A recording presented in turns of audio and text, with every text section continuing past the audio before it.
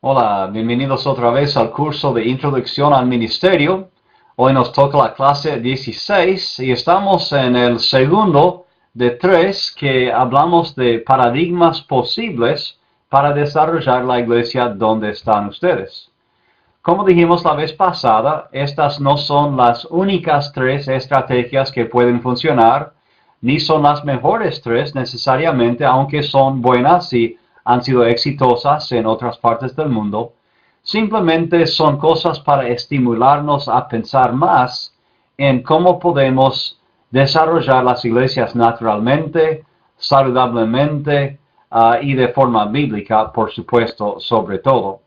Esto se llama la iglesia simple o sencilla, basado en un libro en estudio hecho por estos dos hombres, Reiner y Geiger.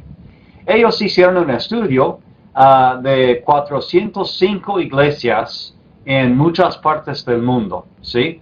Variedad de tamaños, variedad de historias, de años en existencia, y encontraron algunas cosas que parecían describir las iglesias que crecían y las iglesias que no crecían.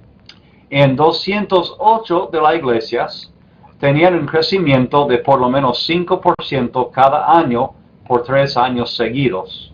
O sea que si había 100 personas en la iglesia, que por lo menos había 5 bautismos o conversiones por año por 3 años seguidos.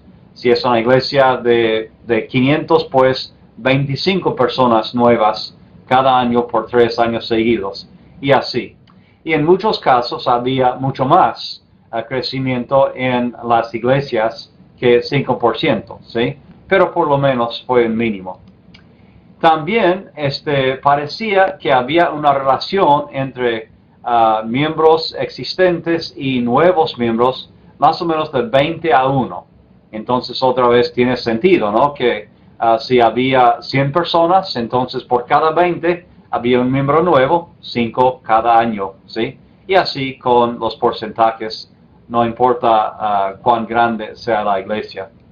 Y vieron también que otras iglesias que estudiaron estaban estancadas, ¿sí? Que no crecían o decrecían y tenían problemas varios. Y querían saber por qué. ¿Por qué en las iglesias crecientes, por qué hubo crecimiento, por qué funcionaban bien de forma saludable y por qué las otras no? Y encontraron algo que es llamativo, ¿no? Dice que en Cristo, primero en su ministerio, cuando Él hablaba con la gente, Él no ofrecía una serie larga de reglas o rituales o reglamentos para seguir, para cumplir. Eso era más bien como los fariseos lo hacían, según Mateo 23, las cosas que hacían y no hacían, que dañaba a la gente. Cristo, en cambio, dice algo como esto. Si vamos al pasaje de Mateo, y estamos en 11:28, dice Cristo esto: venid a mí todos los que estáis trabajados y cargados, y yo os haré descansar. Llevad mi yugo sobre vosotros y aprended de mí, que soy manso y humilde de corazón, y hallaréis descanso para vuestras almas, porque mi yugo es fácil y ligera mi carga. Ahora, este pasaje parece contradecirse, ¿no? Cuando hablamos de yugos, pensamos en animales como bueyes que están tirando algo pesado o trabajando todo el día. Cuando hablamos de cargas, naturalmente la palabra carga parece algo pesado, ¿no? No algo ligera. Pero Cristo dice, no, mi yugo es fácil y la carga ligera. En esos días de Jesucristo, cuando los rabís hablaban de yugos, normalmente se refería a sus enseñanzas principales, su forma de ser, su forma de vivir, su forma de estructurar su enseñanza y ministerio, ¿no? Y algunos rabís tenían unos yugos bastante complicados y complejos, muchas reglas para seguir. Cristo, en cambio, viene y dice, no, el mío no es difícil de comprender, quizás difícil de vivir, quizás serán perseguidos si lo viven, pero no es difícil. Amar a Dios y amar al prójimo. Así de sencillo, ¿no? Y Él lo hizo en su ministerio. Y ese es el mismo yugo que ofrece ahora. Y estos dos hombres que hizo este estudio basaron mucho de su estudio en ese yugo. ¿Cómo sería si la iglesia hoy en día se enfocara en solamente esas dos cosas? Amar a Dios y amar al prójimo. Entonces miraron estas iglesias con esa óptica y vieron que eran muy similares a lo que hacía Cristo, ¿no? Él ofrecía gracia, y ya leímos ese pasaje, y este enfoque claro en dos mandamientos. El problema es que en muchas iglesias, si el tamaño de la iglesia realmente no importa, parece que el problema es internacional y puede ocurrir en una iglesia de 20 o una iglesia de 2000, ¿no? Que hay a veces una esquizofrenia ministerial, se dice. Bueno, sabemos que los que tienen problemas con esquizofrenia es que están divididos, que a veces hay dos personalidades o dos formas de actuar o más en una persona. Y un día puede ser de esta forma y otro día puede cambiar drásticamente a ser otra persona. Y dicen que algunos ministros a iglesias tratan de adoptar a muchas filosofías o estructuras en sus iglesias porque han leído un libro, han escuchado de un caso de otra iglesia que está bautizando a mucha gente, están mirando iglesias con 2000 miembros y tratan de adoptar algo de cada iglesia o cada estrategia y terminan con una mezcla terrible de estructuras y de metas y enfoques y métodos y nadie sabe qué hacer. Es esquizofrenia ministerial que confunde más que de lo que aclara, ¿sí? Y desanima más de lo que anima. Cuando hay actividad también en vez de crecimiento, daña la iglesia. A veces equivalemos la actividad con el crecimiento o la actividad con la vida saludable, cuando realmente a veces es el opuesto. Dice, estamos perdiendo terreno no a pesar de nuestra superabundancia de actividad, sino debido a ella. Cuando una iglesia tiene 50 o 100 ministerios, quizás es demasiado. Y eso suena un poco mal al principio, pero Esteban, ¿quieres cortar, echar un ministerio que una iglesia ha tenido por años? ¿Qué pasa con eso? Bueno, tal vez tener tantos ministerios que quizás no están funcionando daña más la iglesia, chupa más tiempo, energía, vida y recursos de lo que vale, seriamente, ¿no? Y a veces tenemos lo que en inglés llamamos vacas sagradas, ¿no? Que no queremos tocar cuando realmente deberíamos poder descartar lo que está impidiendo el crecimiento de la iglesia. Todos ustedes que están involucrados en una iglesia, en algún momento, me imagino, han llegado ¿cómo es toparse contra un muro de cansancio, un muro de demasiado para hacer, que están involucrados en 6 ministerios de la iglesia y están totalmente enchufados y todo su tiempo está ocupado, no hay tiempo para hacer más nada, están fuera del hogar 6 noches por semana, quizás la esposa, los niños ahí en el hogar esperando siempre, ya poniéndose cada vez más resentidos con la iglesia y con Dios por lo enchufados que estamos en las actividades de la iglesia. Eso ha ocurrido y es un equilibrio entre estar activos y estar demasiados activos en la iglesia. Entonces, a veces perdemos a miembros, interés, recursos por tener demasiadas actividades y no las correctas, ¿sí? Cuanto más ocupada esté la iglesia, y otra vez esto aplica a una iglesia de 20 o 2000, más se intensifican los problemas. ¿Por qué? Bueno, por competencia de recursos, por cansancio, frustración, falta de claridad, desánimo. Todo eso contribuye a los problemas que tiene la iglesia cuando está demasiado ocupada, ¿no? Un principio aquí que Cristo tenía en cuanto al sábado, aplica a este problema también. Cristo sanaba a la gente varias veces en el día sábado, y cuando le criticaron los fariseos por eso, él respondió que el sábado está hecho para el hombre y no el hombre para el sábado. O sea que el hombre era más importante y el sábado tenía que servirle, dándole descanso o sanidad, ¿sí? Y lo mismo, los programas se hacen para los hombres, para servirles, y no los hombres para servir los programas, ¿sí? Cuando un programa es más importante que una persona, es un problema, ¿sí? Y las personas siempre tienen que venir primero en las prioridades que tenemos. Y también cuando hacemos esto de mantener programas o tradiciones, cuando todavía no dan fruto o han dejado de dar fruto hace años, es meterse en problemas y agotar a los miembros. Y pronto vamos a empezar a perder a los miembros, ¿sí? Si seguimos forzándoles a trabajar en cosas que realmente no dan fruto y ya no son válidas, ¿no? Daña más de lo que ayuda. Yo creo que si fuéramos honestos uno con el otro, en algún momento hemos pensado o sentido, ojalá que tuviera un descanso total de la iglesia, ¿no?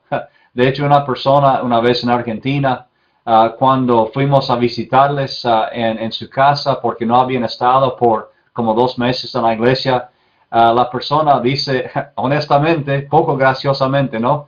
Dice, realmente quisimos tomar unas vacaciones de la iglesia.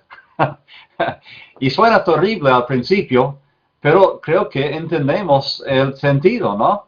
Que a veces hemos estado tan activos en la iglesia, haciendo cosas buenas, que nos agotamos y ya hace falta una vacación. Bueno, no deberíamos llegar a tal punto. La iglesia no debería exigir tanto a cada persona que quiere ya una vacación, que no quiere saber más de la iglesia por un tiempo, ¿no?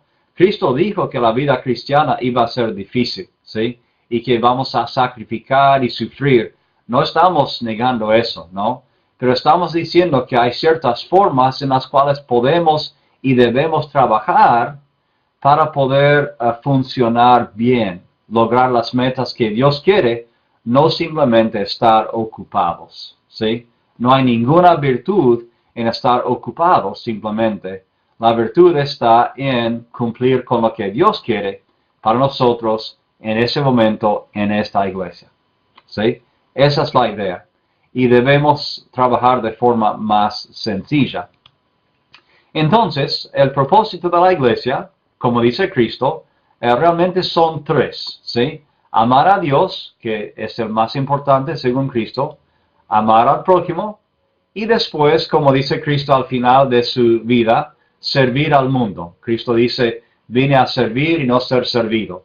Cristo dice, vayan a predicar a todo el mundo, ¿sí? Entonces, esto de servir o evangelizar al mundo es el tercer propósito más importante, ¿sí? Primero amar a Dios, amar al prójimo y servir al mundo. Y listo. No debemos tener más metas. Todo lo que hacemos en la iglesia puede encajarse y debería encajarse en uno de estos 3. Es una forma sencilla y linda de organizar los propósitos de la iglesia y las actividades, ¿ok? Entonces, en base a esas 3 cosas, esos 3 propósitos, estos autores de este libro, La Iglesia Simple, sugieren 3 actividades para cada persona cada semana, ¿sí? Solamente 3, no más, ¿sí? Que no quieren agotar a los miembros. Si hacen estas 3 bien, van a crecer, la iglesia va a crecer, estará en orden y todo, ¿sí? Primero, entonces, asistir a la reunión de adoración. Esto es un mandamiento de Hebreos 10, ¿sí? No debemos faltar a las reuniones de la iglesia. Es importante para nosotros, es importante para la iglesia, ¿sí? Vernos ahí y es importante poder servirles ahí y amar a Dios juntos. Y en esto el enfoque principal es juntos mostrar el amor hacia Dios y su palabra, aprender de la palabra, orar a Dios, escuchar a Dios, así de sencillo. Amar a Dios, y esta es una forma de hacerlo. Obviamente esto no es decir que jamás vemos a alguien más en la semana. Esto no es decir que no leemos la palabra o oramos dentro de la semana, pero esto es decir que es algo que todos podemos y debemos hacer una vez a la semana, por lo menos, ¿sí? Como algo muy importante. Segundo, piden que cada miembro asista a un grupo pequeño y en ese grupo pequeño aprende a desarrollar el segundo propósito de amar al prójimo, ¿sí? Se trata de comunión, de hermandad, de la parte afectiva que mencionamos en la clase pasada. Simplemente pasar tiempo juntos en ese ambiente más informal, más íntimo, donde uno puede abrirse y ver a los demás también, conocernos bien. Y uno llega más a la madurez. Y todo lo que dijimos de células en la clase pasada, las metas y las bendiciones de células aplican aquí. Es lo mismo, ¿sí? Es la misma actividad, pero con un nombre un poco diferente. Y después, el tercer propósito de servir al mundo, cada miembro debería elegir un ministerio en que pueda servir al mundo, ¿sí? Servir a su comunidad, servir en su barrio, servir a otros miembros de la iglesia, evangelizar haciendo este servicio. O sea que este ministerio puede cumplir con varias cosas, pero en su corazón es servir al mundo, a alguien cerca o lejos, de alguna forma, elegir un don y usarlo en el ministerio, sirviendo. Ahora, esto puede cambiar. Obviamente, no tengo que decidir que lo que elijo hacer para mi servicio este mes necesita hacerlo el resto de mi vida, ¿sí? Podemos ir cambiando y de hecho vemos ese principio en la historia de los talentos. El hombre que hizo 5 talentos más recibió otros talentos porque había usado los primeros bien. Entonces, nosotros, si somos fieles en un ministerio, con los dones que tenemos, Dios nos dará otros dones probablemente para usar. Entonces podemos ir cambiando de ministerios. Cuando nuestros hijos eran más jóvenes, estábamos enchufados con el ministerio de jóvenes en la iglesia, ¿sí? Ahora que ya salieron de la casa, ya están con su matrimonio o en la universidad, ya estamos eligiendo otro ministerio a que prestar atención. Pero esta es la idea básica. Hacer estas 3 cosas que cada miembro necesita: participar en la reunión dominical, participar en un grupo pequeño una vez por semana y servir de alguna forma. Y puede ser quizás una noche por semana o tal vez 2, ¿no? Lo importante es la calidad de lo que hacen y si está enfocado en lo que Dios quiere, ¿sí? Si yo hago lo que Dios quiere, una vez por semana, en vez de 6 veces por semana lo que yo quiero, pues yo seré más eficaz y más obediente a Dios en la iglesia. ¿Ok? Entonces, 3 propósitos y cada propósito aquí tiene una actividad conectada con el propósito. ¿Ok?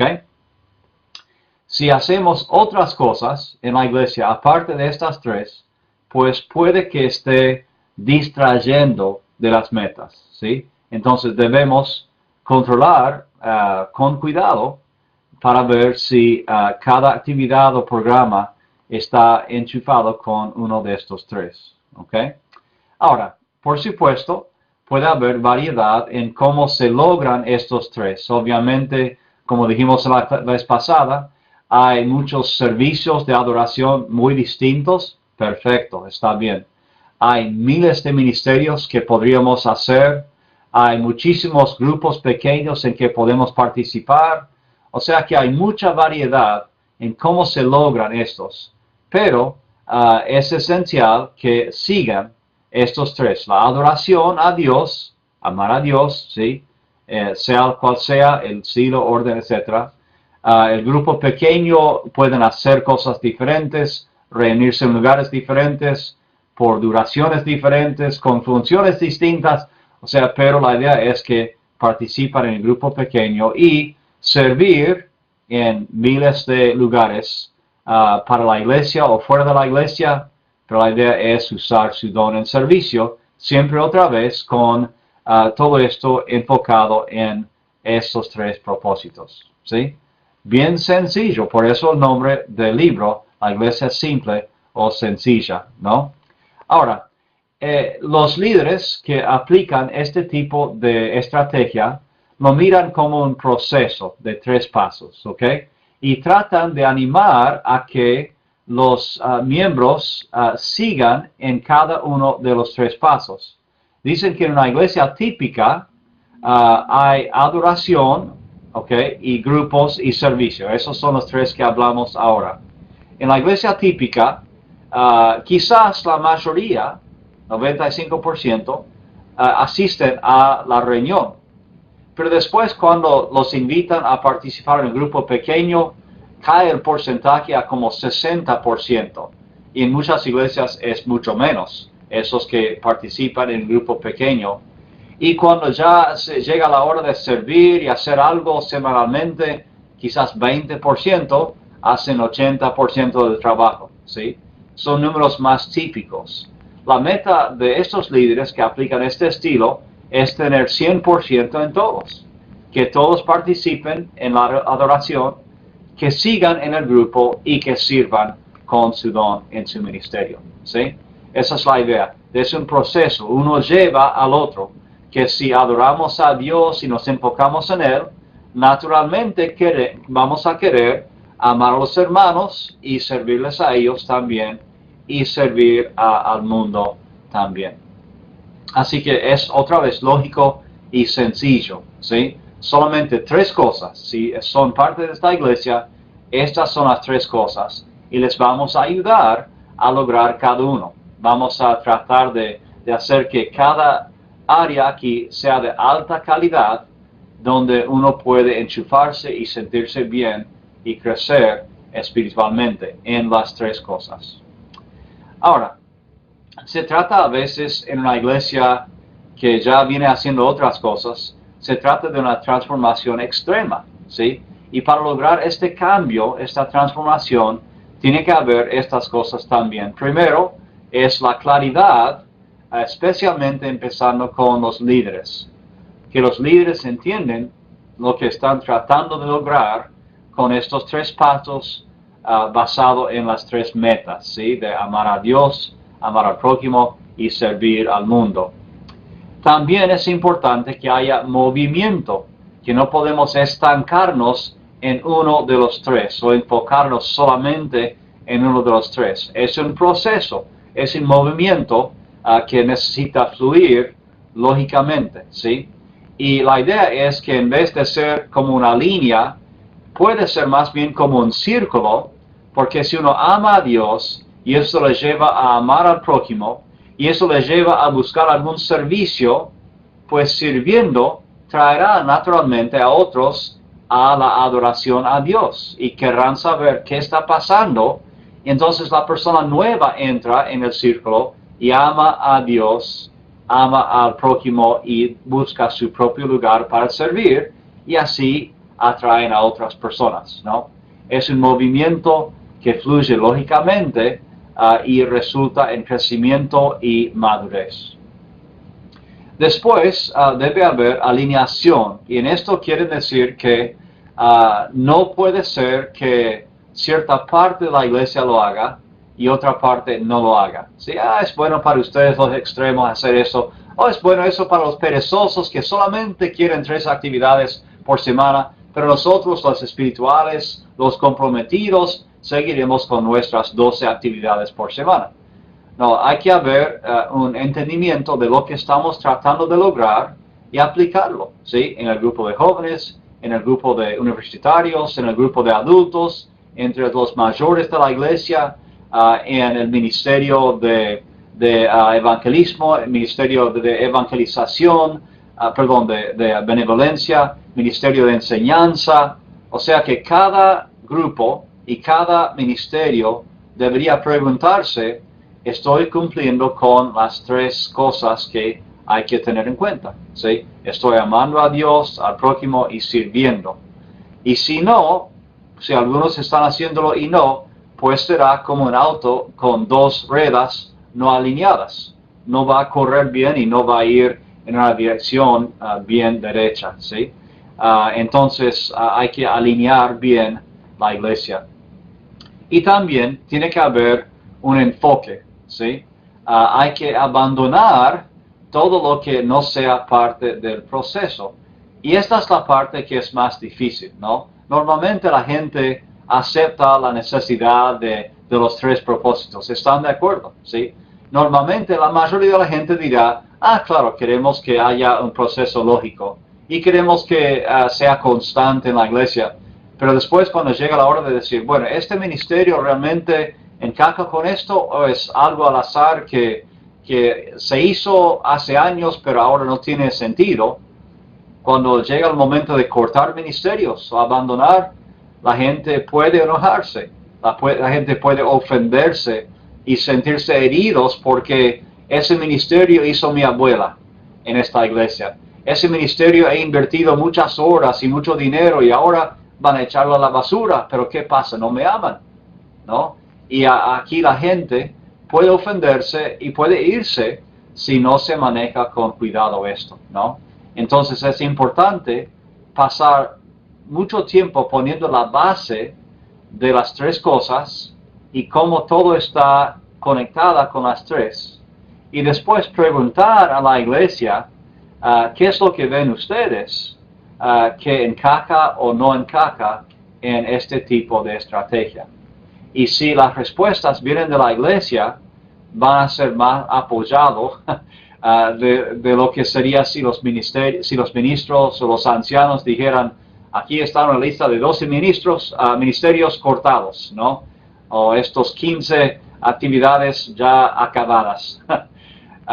Vamos a tener más éxito si hay participación informada de toda la iglesia. No quiere decir que no habrá problemas en esto. Habrá, me imagino. Algunos se van a enojar o ofenderse y quizás se irán, ¿no?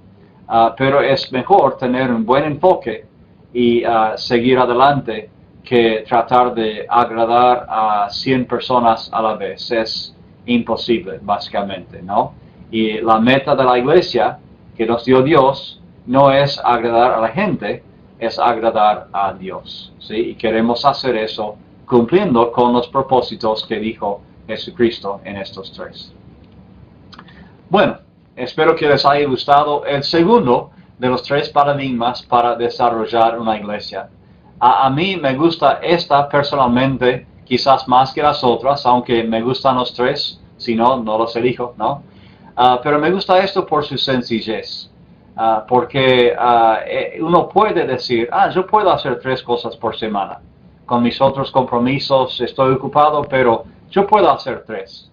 Y es razonable en esta sociedad de cada vez más cosas para hacer, más cosas para distraer. Es natural que la gente tema más compromiso encima de lo que ya están haciendo.